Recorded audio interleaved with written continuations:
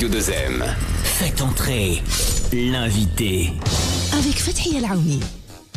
Bonjour et bienvenue dans ce nouveau numéro de Faites entrer l'invité. Aujourd'hui, nous allons revenir en détail sur le projet de loi de finances. Un projet ambitieux qui s'appuie sur les acquis économiques. Il est marqué par un budget inédit pour l'éducation et la santé, un soutien important aux TPE et PME, un accompagnement renforcé pour promouvoir l'emploi des jeunes et une accélération pour bâtir un socle beaucoup plus solide pour l'État social.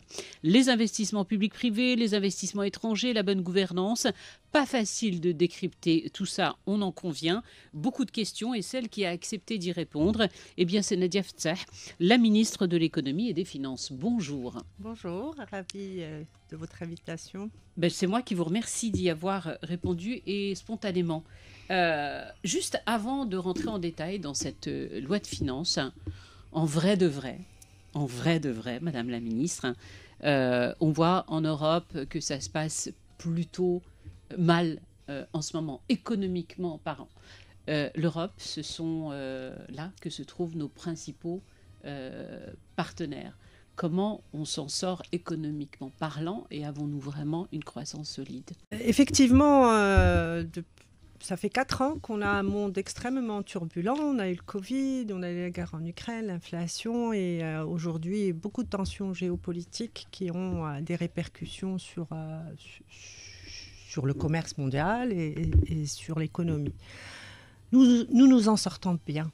Et les chiffres sont là. Alors après, c'est des chiffres, mais on a fait une belle croissance en 2024 de 3,8%. 2025, on va faire 4,8%. Et l'année prochaine, on va faire 4,6%. Ça veut dire quoi concrètement ? Ça veut dire qu'on a beaucoup de secteurs d'activité qui se portent bien. Pourquoi ? Parce que notre pays, depuis quasiment 25 ans, a fait de très bons choix. D'abord, on a des infrastructures qui nous permettent de faire ça. Les ports, les aéroports, on a des secteurs qui réussissent, l'automobile, l'aéronautique, le tourisme. Et donc, on a fait le choix de construire sur la durée, de s'ouvrir sur plusieurs marchés et continuer notre trajectoire. Donc oui, les chiffres sont vrais, la croissance est là et elle est suffisamment solide pour qu'on soit optimiste au moins pour 2026, mais surtout pour les années qui viennent, pour qu'on continue sur une belle trajectoire. Alors ça, ce sont les bonnes nouvelles, on va dire. Mais, parce qu'il y a toujours des mais, dans ce projet de loi de finances, il y a un objectif majeur qui est créer des conditions économiques pour que tous les Marocains puissent en profiter. Nous pouvons, toutes les deux, durant des heures, allonger des chiffres magnifiques, mais si tout le monde n'en profite pas, cela ne sert à rien. Là où le bas blesse, Madame la Ministre, et vous le savez, je ne vous apprends rien, c'est que nous voyons tous devant nos yeux un Maroc en pleine évolution. Nous voyons la construction d'infrastructures, nous voyons comment nos routes ont changé. Mais on se retrouve encore aujourd'hui, et tous ceux qui nous écouteront ne diront pas le contraire, avec un taux de chômage qui ne baisse pas. Pourquoi ? Il y a ces réalisations, mais il faut les marteler. Elles sont là et elles sont des fondements forts pour continuer la trajectoire. Et il y a la réalité de plusieurs millions de Marocains qui considèrent qu'ils n'ont pas encore eu, on va dire, eux-mêmes, dans leur quotidien, les fruits de cette belle trajectoire et de cette croissance, d'où le taux de chômage. D'abord, il continue à baisser un petit peu depuis l'année dernière. Un petit peu, mais on est toujours dans des niveaux que vous et moi, on ne peut pas accepter parce qu'on veut de l'emploi pour les jeunes. Alors, les raisons et ensuite les mesures. Les raisons, c'est d'abord, il ne faut pas qu'on se cache, c'est le million d'emplois perdus dans le secteur agricole après 7 années de sécheresse. Donc ça, c'est un constat.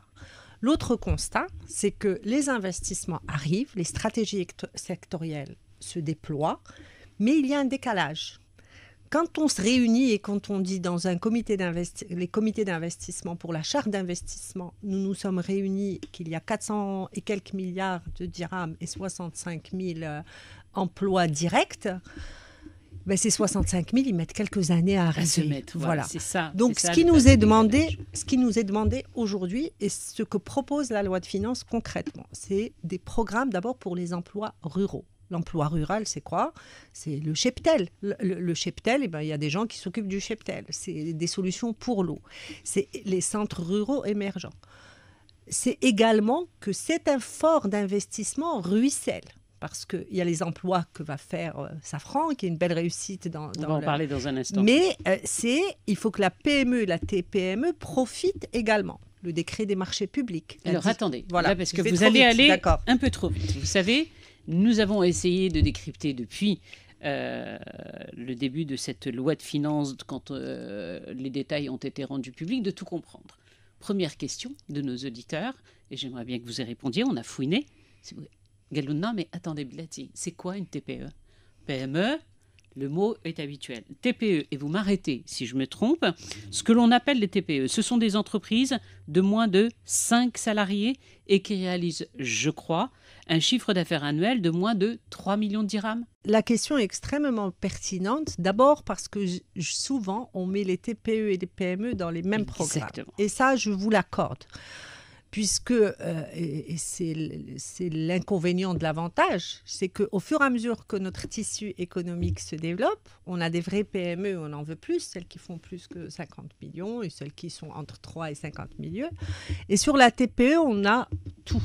On a tout. Mais on a surtout celles qui vont créer 7 sur 10 emplois au Maroc. Exactement, parce que quand on a fouiné les petites structures comme les TPE, c'est la part très importante du tissu entrepreneurial marocain, c'est plus de la moitié des sociétés immatriculées au registre central du commerce. Quelles sont les mesures que vous allez prendre pour elles? Comment vous allez les aider? C'est là que le bas blesse, c'est qu'il y a un nœud.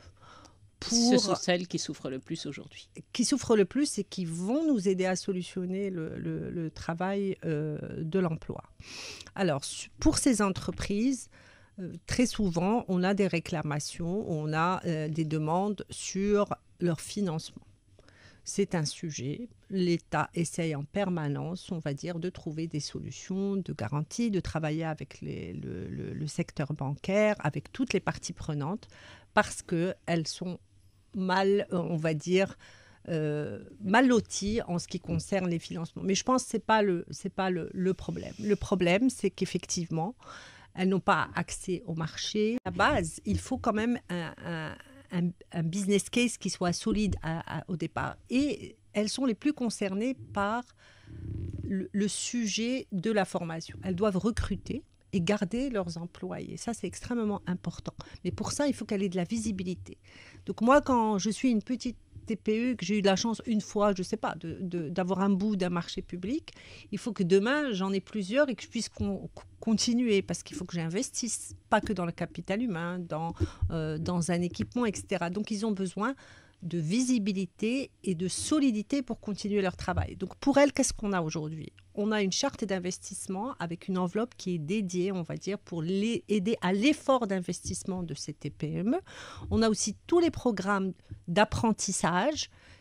Parce que quand on parle de TPE, on parle de quoi? On va parler d'une boîte d'électricité. Parce qu'au départ, moi, je suis un électricien talentueux. Je suis tellement talentueux que je suis sollicité par 4 promoteurs qui ont 4 emplois.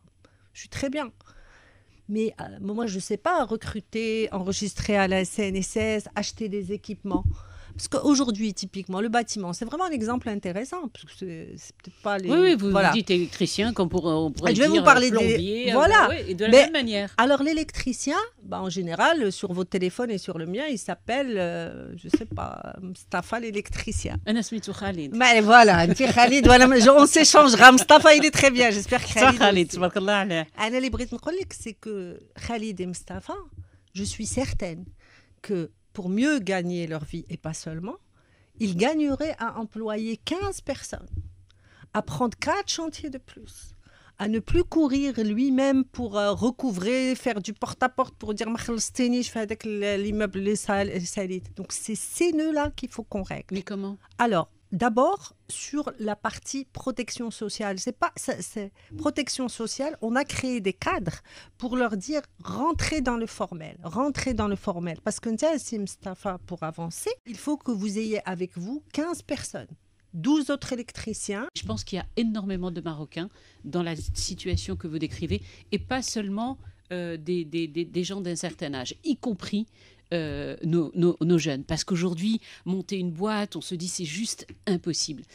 Comment leur expliquer, comment leur faire comprendre, non seulement de garder l'espoir, Ratqdar, vous allez pouvoir la recréer, votre société. On va vous accompagner. Voilà comment il faut faire ça, ça, ça. Sans se dire, et vous le savez, là aussi, je ne vous apprends rien, pas le coup de matraque fiscal qui va arriver derrière. Je leur recommanderais vraiment de rentrer dans le secteur formel. Ça veut dire quoi le secteur formel? Enregistrez-vous à la CNSS, prenez le hameau pour... choisissez la forme fiscale qui vous convient le plus. Le CPU, l'auto-entrepreneur, la petite SARL. Et quand on dit le poids des impôts, permettez-moi de prendre cette occasion pour dire malheureusement, pour eux et pour nous, ils ne payent pas d'impôts sur les sociétés parce que malheureusement, ils n'ont encore jamais gagné suffisamment. Donc la grande majorité, parce que je me suis assise avec beaucoup de ces associations professionnelles, de ces petites TPE, ils confondent la fiscalité avec les cotisations sociales, d'accord? Très souvent. Parce que quand vous creusez, ils vous disent la fiscalité est lourde. Non, la fiscalité, vous n'y contribuez malheureusement pas. Par contre, la cotisation sociale est non négociable. Pourquoi? Parce que les programmes dont je vous parle maintenant ou dont on va encore détailler, de dire il y a 2 milliards de dirhams pour l'appui direct aux TPME, que vous avez accès à de l'apprentissage. Il y a 200 000 jeunes qui vont être formés à la prochaine rentrée en apprentissage et au suivant. Qu'il y a un nombre, on va dire, d'initiatives... Je vais me permettre de vous arrêter, de vous interrompre vraiment, parce que c'est très important pour nos auditeurs. Ça aussi, c'est une phrase qui est venue de l'une de nos auditrices, qui a dit « Smat », quand on a parlé justement de cette loi de finances, on a 2 milliards, ma femme, c'est là, ouais, un an, j'ai envie, n'khdem ala rasi. J'ai envie de monter ma petite structure. Combien ils vont me donner pour... C'est ça, en fait, les réponses dont on a besoin aujourd'hui. Et c'est vrai, Madame la Ministre, qu'il y a quelques chiffres, en fait, qui nous dépassent, qu'on a du mal, nous, à cerner et à expliquer aux citoyens. Donc, quelqu'un aujourd'hui, pour qu'on soit très, très clair, quelqu'un aujourd'hui qui veut monter sa petite structure, comment il va être accompagné, de quelle aide il va bénéficier? Et vraiment, je vous remercie pour ce sujet de TPE. Parce que quand on n'a parlé que de milliards, de mesures fiscales, de CNSS, eh bien, il y a beaucoup de gens qui ont des problèmes extrêmement concrets au quotidien quand ils se réveillent et qui doivent aller choisir quel fournisseur je paye et quel client je prends, etc. Lui, il a besoin de mesures concrètes et c'est ce qu'on veut apporter comme solution. Quand on dit on veut simplifier les procédures, et on l'a fait, hein, parce que même pour l'acte d'investir, on a quasiment, je crois, les 2 ou 3 premières années, on a réduit de 50% la paperasse, qu'on appelle la paperasse, qu'on a enlevée. Alors vous allez me dire, on ne peut pas enlever 100, mais on a enlevé 50 et on simplifie. C'est déjà pas mal. Voilà. Si vous venez de nous rejoindre, dans ce Fait entrer l'invité, aujourd'hui nous parlons du projet de loi de finances 2026 avec la ministre de l'économie et des finances, Nadia Fattah, sur des sujets qui nous concernent tous. Un autre, j'allais dire un autre point et finalement une autre solution. La régionalisation avancée et la promotion de la solidarité entre les territoires. Notre pays est très diversifié. Des villes extrêmement urbaines, des zones montagneuses, des oasis, des régions désertiques qui séduisent d'ailleurs des millions de touristes chaque année. C'est pour ça qu'ils viennent nous voir.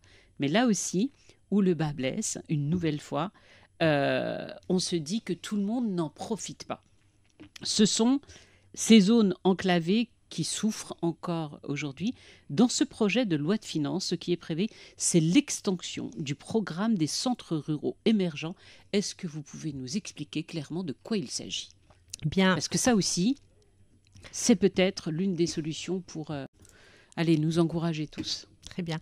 Alors, permettez-moi peut-être avant de parler que des centres ruraux émergents, de dire qu'effectivement, ces programmes de développement territoriaux intégrés, ça fait plein de mots techniques, mais non, ça, voilà, vous êtes très clair. Mais c'est vraiment une nouvelle approche des politiques publiques qui, je l'espère, qui doit apporter des solutions à cette équité, on va dire, territoriale, à ce Maroc à une vitesse dont on entend tous parler, qui est un véritable choix, parce que la régionalisation est un choix, on va dire, démocratique, institutionnel, que notre pays a fait et qui doit être accéléré.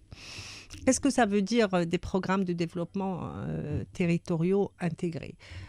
Ça a d'abord une composante, on va dire, sociale, une composante territoriale et une composante intégrée. Sociale, ça veut dire quoi? Ça veut dire que dans ce centre rural émergent, on a des politiques publiques. Donc, je peux être, moi, le centre rural émergent X. Je suis planifiée comme une priorité pour cette année par le ministère de l'Éducation nationale pour construire une école. Mais dans le programme du ministère de l'eau, vous êtes dans mon programme, mais pas l'année prochaine, dans 2 ans.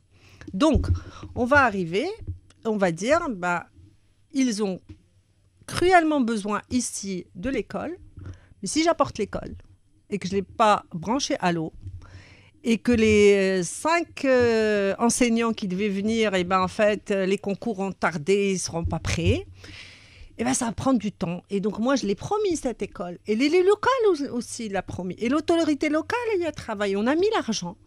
Mais quand le prof va être là et que l'eau va être là, il y a des enfants qui ont déjà quitté l'âge de l'école et qui ne vont pas y aller. Voilà. Donc ça, je ne sais pas si ça explique un petit peu. C'est ça, intégré. L'autre sujet route comprise. Pardon? Route comprise, oui, infrastructure routière. C'est vraiment ça.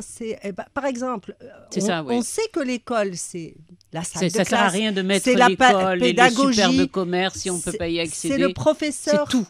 Non, nous, et c'est pour ça que je veux dire, il ne faut pas qu'on soit nihiliste. On a mis les budgets.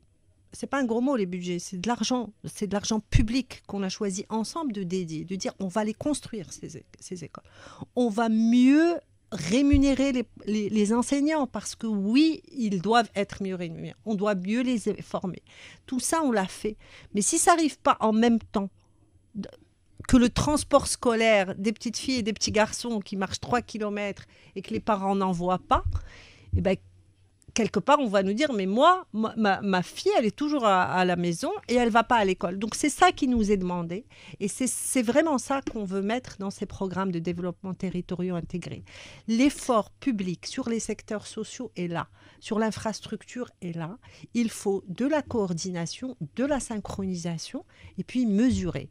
Parce que ce que je vous dis de l'école arrive peut-être décalé avec l'eau, ça n'arrive pas dans tous les cas. Hein. Attention, il ne faut pas qu'on caricature. Ça, c'est vraiment important, mais j'y reviendrai peut-être. Oui, tout à fait. Mais les 70 centres ruraux émergents qui sont prioritaires, c'est peut-être que dans ces 70, c'est leur réalité aujourd'hui qui n'est acceptée par personne et pour lesquelles nous, le gouvernement, on a l'obligation d'organiser cette convergence des politiques publiques pour qu'elles arrivent en temps. Je comprends mieux.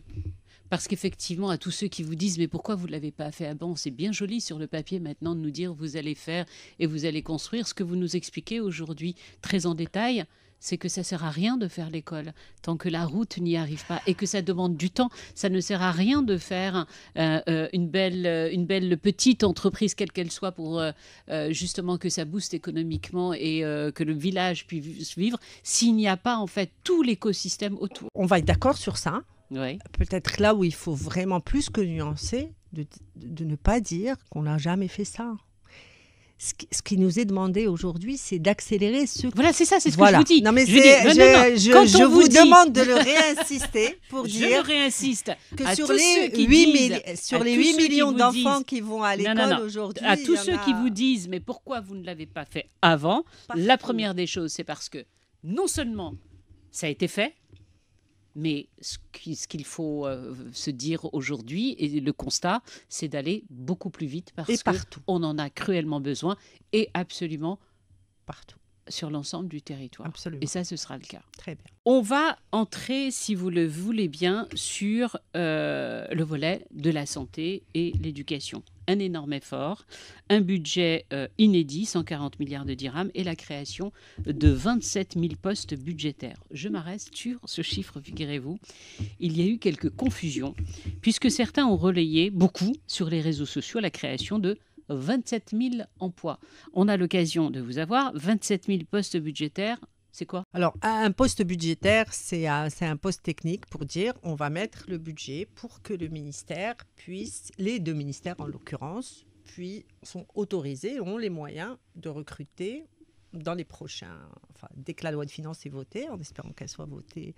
Bon, je pense que les 27 000 seront largement acceptés par l'ensemble des parties prenantes pour qu'elles puissent, on va dire, renforcer ces équipes. Alors, il ne faut pas voir ça comme des emplois au central, au contraire. Voilà. Chaque ministère, si on prend la santé, eh bien, on a besoin de médecins, d'infirmiers, mais aussi de managers. Donc, ça va donner, évidemment. Les médecins, il faut qu'ils soient diplômés, il faut qu'ils soient prêts, il faut qu'ils soient spécialisés. Pareil pour toutes les fonctions paramédicales. Donc, c'est ça que ça signifie. Je pense qu'il faut retenir dans ce chiffre, c'est l'effort supplémentaire qui a été fait d'année en année depuis que ce gouvernement est en place, parce qu'il y a des besoins évidents, mais on ouvre les postes quand les classes sont prêtes et puis on accompagne aussi le cercle universitaire, en fait, pour qu'ils nous forment les médecins et les infirmiers en temps et en heure pour qu'ils viennent, on va dire, renforcer les rangs de cet écosystème qui a encore besoin de monde, en fait. Le volet social, vous prévoyez d'étendre la couverture retraite et de généraliser l'indemnité pour la perte d'emploi. Là aussi, Madame la Ministre, il est important de nous préciser qui est concerné. D'accord. Ça a ouvert le débat auprès de nos citoyens, notamment, et figurez-vous, pas spécialement sur la retraite en ce qui nous concerne. Peut-être que nous avons une antenne plus jeune, et probable, mais en tout cas, ça concerne tout le monde. Pour l'indemnité de perte d'emploi, on s'imagine bien que tout le monde ne va pas en bénéficier. Toute personne qui ne travaille pas aujourd'hui et qui a perdu, ça va se monter comment ? Aujourd'hui, on a déjà un système d'indemnité de perte de l'emploi à la Caisse nationale de sécurité sociale qui, je peux le dire et on l'assume tous, ne fonctionne pas au meilleur parce qu'il y a énormément de conditions pour accéder, on va dire, pour être éligible sur la période. Donc, fort de ces enseignements, d'abord, il faut avec les parties prenantes, parce qu'à la CNSS, on a beau dire c'est collégial, en fait, on a un conseil avec les 3 parties qui sont représentées, je veux dire le gouvernement, les syndicats et le patronat, pour dire qu'est-ce que c'est que comment on peut améliorer d'abord le fonctionnement de l'indemnité perte d'emploi aujourd'hui. Et bien sûr, depuis, on a beaucoup d'autres métiers, d'autres fonctions qui ont rejoint la population qui va être concernée et on va introduire des mécanismes par rapport à ça. Sur la retraite, quand on dit la mesure dont on a parlé dans la loi de finances, qu'on soit clair, c'est les 5 millions de Marocains qui aujourd'hui n'ont absolument aucun système de retraite. Parce qu'il y a ceux qui sont couverts, ça c'est un autre sujet, mais c'est tous les autres. Donc on a par exemple, on a introduit on va dire un mécanisme pour les travailleurs non salariés à la CNSS, et donc aujourd'hui il faut élargir à tous ceux.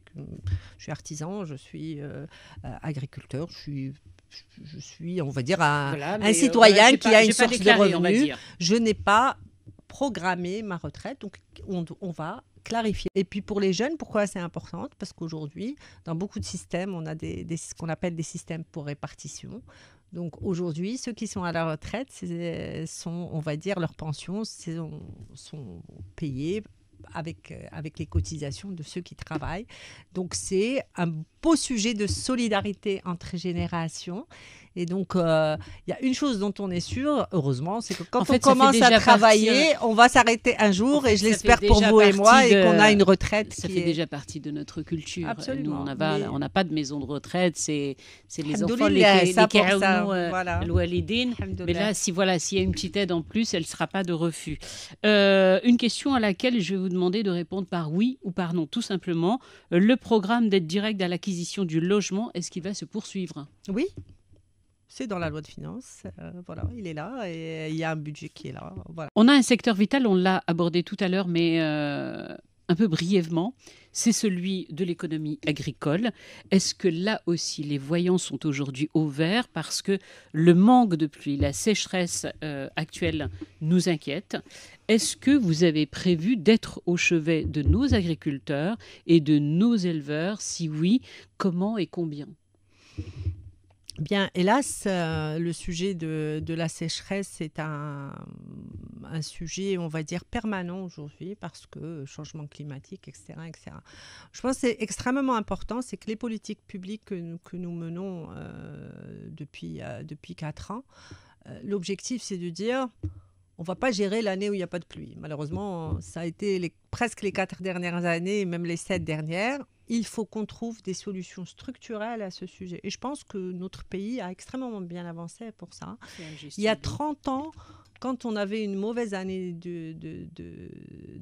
pluviométrie, la volatilité et l'impact sur le PIB était extrêmement forte. Aujourd'hui, on a un petit peu désensibilisé parce qu'on a diversifié l'économie. Donc, pour régler les sujets structurellement, qu'est-ce qui est fait ? Premièrement, l'eau. Parce qu'il n'y a pas d'agriculture sans eau. Et donc, par rapport à l'eau, on a un programme qu'on continue. Et donc, il y a encore 16 milliards et demi qui est mis dans le projet de loi de finances de 2026 pour l'eau. Continuer les barrages, continuer les dessalements d'eau. Et les transferts entre les endroits qui ont la chance d'avoir un peu plus d'eau. La solidarité, pas qu'entre les jeunes et les anciens, mais entre les régions, pour qu'on puisse fournir de l'eau potable essentiellement ou de plus en plus par les usines de dessalement d'eau et de l'eau dessalée. Ça nous met moins de pression pour qu'on puisse, on va dire, donner de l'eau à l'agriculture pour qu'ils puissent faire leur culture. Voilà, donc plus d'hectares à irriguer, plus de goutte à goutte. Évidemment, il y a d'autres projets, mais je pense que ce n'est pas pour ça que vous m'invitez. Non, parce il y a qu'on aura bien évidemment il y a aussi à un moment une discussion à avoir l'ensemble des Marocains pour une meilleure utilisation de l'eau. Exactement. Mais je pense qu'on n'est pas là pour responsabiliser. On doit prendre d'abord nos responsabilités, trouver nous de l'eau et trouver des solutions. On est en train d'avancer là-dessus, mais je pense que cette conversation d'un usage responsable de l'eau doit aussi arriver à un moment. Ensuite, vous disiez qu'est-ce qu'on a dans le projet de loi de finances. Bien sûr, on a le soutien aux éleveurs, c'est extrêmement important. Il faut comprendre que l'élevage, c'est le patrimoine des fermiers. C'est extrêmement important. Ils ont besoin qu'ils soient soutenus par rapport à ça.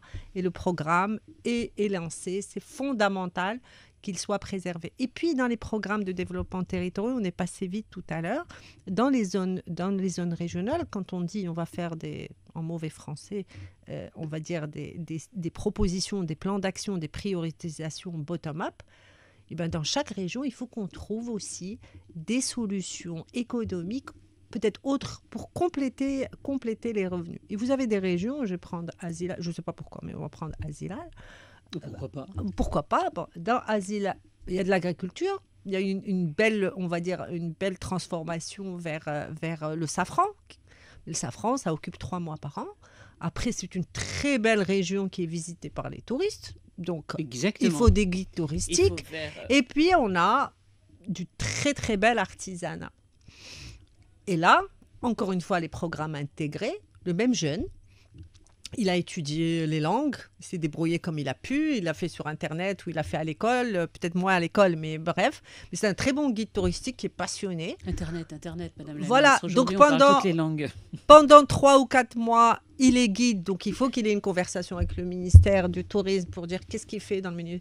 Et puis avec le ministère de l'Agriculture pour dire voilà, nous on fait du safran, mais on veut se mettre en coopérative, donc il faut nous financer parce que je fais 1 hectare, mais je suis certaine que je peux en faire 1 hectare de plus sur les 5 prochaines, etc., etc.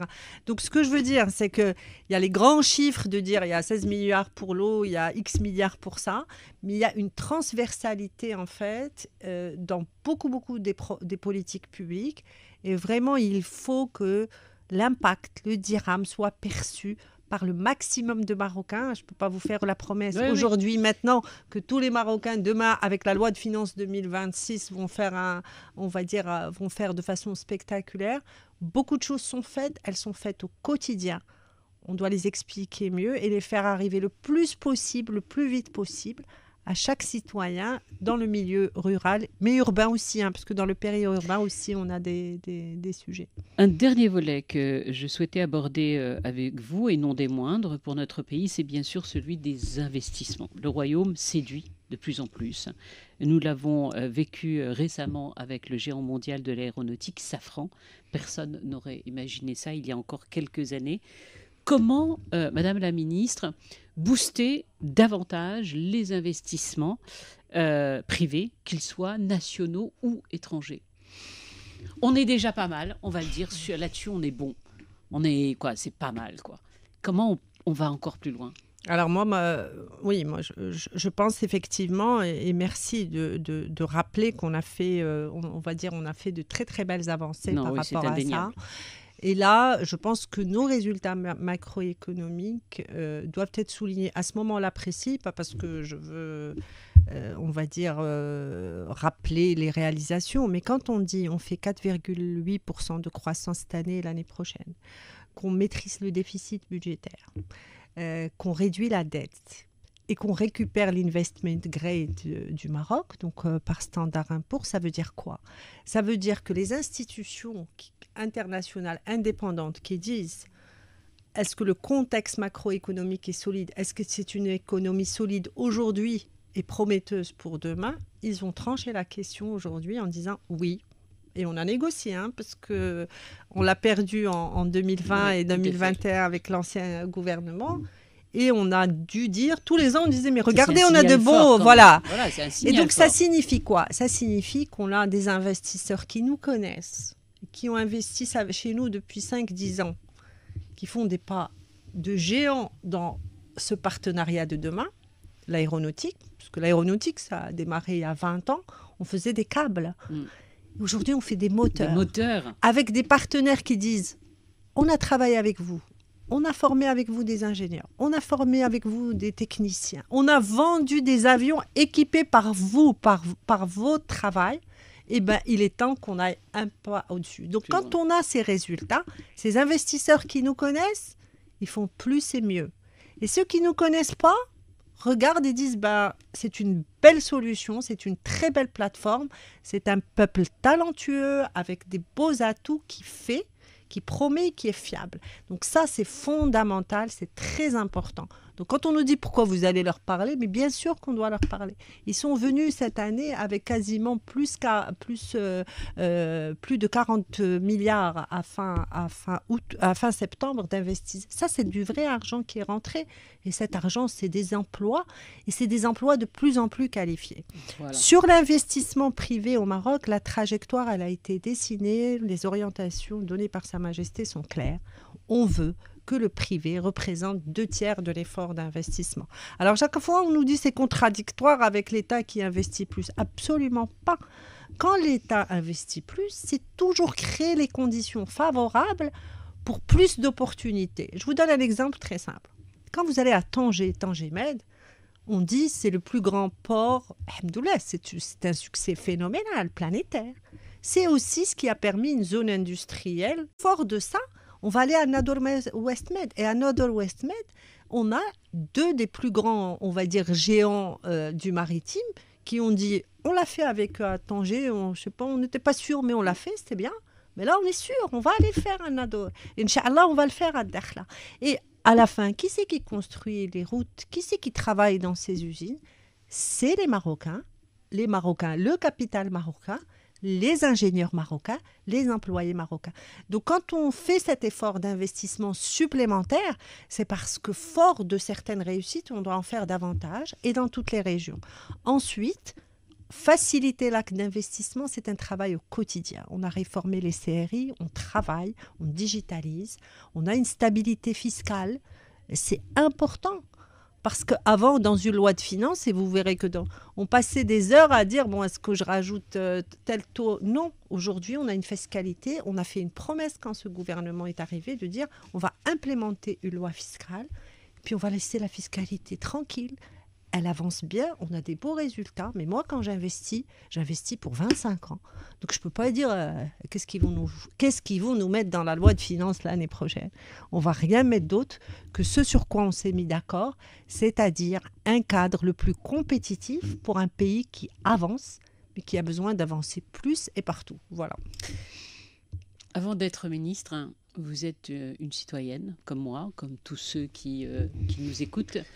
Vous le comprenez, le scepticisme, quand il y a beaucoup de chiffres, on se dit loi de finances, moi, où j'ai ma place. Souvent, on colle la casquette du ministre en oubliant l'homme ou la femme qui est derrière. Qu'est-ce que vous avez envie de leur dire ? Alors déjà, je vous remercie pour le ton de cet échange, parce que ça s'appelle « Faites entrer l'invité », mais parfois on a l'impression de Que c'est faites entrer l'accusé. Voilà. Donc je suis ravie qu'ici je ne sois pas accusée, mais invitée. Mais c'est extrêmement important parce qu'à la limite, moi, je suis très très dure déjà avec moi-même dans l'absolu. Vous avez mis plus de superlatifs sur nos réalisations que moi parce que je crois en l'exigence et en l'ambition. C'est-à-dire, quand on réussit un palier, je me dis, aucune raison, c'est celle d'après. Et je pense que ce qu'ont fait les jeunes, on n'a pas parlé de foot, mais c'est extraordinaire. C'est pareil que vous avez dit tout à l'heure, on n'aurait jamais cru qu'on allait fabriquer des moteurs d'avion. Et voilà. Mais non, jamais cru qu'on voilà. allait champion du monde. On va croire à ça. Donc, ce que je veux dire, c'est la contradiction, oui. Le dialogue, oui. L'exigence, parce que parfois on veut dire le rythme auquel vous alliez, qui nous a permis d'arriver là, ça marche plus. On veut plus vite, on veut mieux. Donc tout ça, je suis d'accord. Mais je pense que notre pays a trop avancé pour qu'on se permette aujourd'hui de douter. Moi, je me le refuse. Est-ce qu'on est capable? Oui. Est-ce qu'on doit faire mieux? Certainement. Mais on n'a pas de temps à perdre avec le pessimisme, le nihilisme et le doute. On a de l'exigence, du dialogue et libérer les énergies. Et c'est vraiment ça qu'on veut faire. Après, je pense que la position de ministre, quand vous m'invitez pour parler 30 minutes ou 45 minutes ou 1 heure, j'ai quand même l'obligation de parler de la politique publique et il y a des relais citoyens, institutionnels qui doivent expliquer aux Marocains ce qu'on fait. Mais je suis la même Marocaine que j'étais avant d'être ministre. Sûrement pas la même après, parce que j'aurais vu peut-être plus de sujets. J'aurais peut-être... vous et moi, on connaît les préoccupations de notre entourage direct au sens large. Ici, j'ai eu la chance et l'opportunité d'entendre les voix de Marocains que je connaissais peut-être pas. Et donc, je me suis nourrie de ça, je me nourris de ça. Et il faut juste accroître l'attention pour tous. Voilà. Pour conclure, est-ce que je peux le résumer en une phrase? Le train du Maroc avance et presque à grande vitesse au jour où nous parlons et il faut que tout le monde soit dedans et que personne ne reste sur le quai. Absolument. Tout le monde est dedans et il faut que tout le monde soit entendu et que tout le monde participe. Je pense, si je pouvais me permettre, c'est que tout le monde doit monter dans le train et chacun, de là où il est, peut participer à cet effort collectif. Ça veut dire, attendez pas qu'on vous y invite, allez-y, quoi. C'est leur droit le plus absolu et ils gagneraient, eux et nous qui sommes, on va dire, dans la chose politique, à ce qu'on travaille ensemble. Et travailler ensemble, c'est pas être d'accord, hein, c'est s'écouter, se respecter et mettre l'effort à trouver des solutions communes plutôt à faire des diagnostics sur ce qui n'a pas marché. Il faut le faire, mais passer plus de temps à trouver des solutions et avancer. Voilà. Merci pour cet échange. Merci à vous. Vous reviendrez? Inch'Allah, je reviendrai. Merci à vous de nous avoir suivis. Des extraits et l'intégrale que vous pourrez retrouver sur l'ensemble de nos réseaux sociaux et bien sûr sur 2m.ma. Merci beaucoup. Merci pour l'invitation. À bientôt. Au revoir.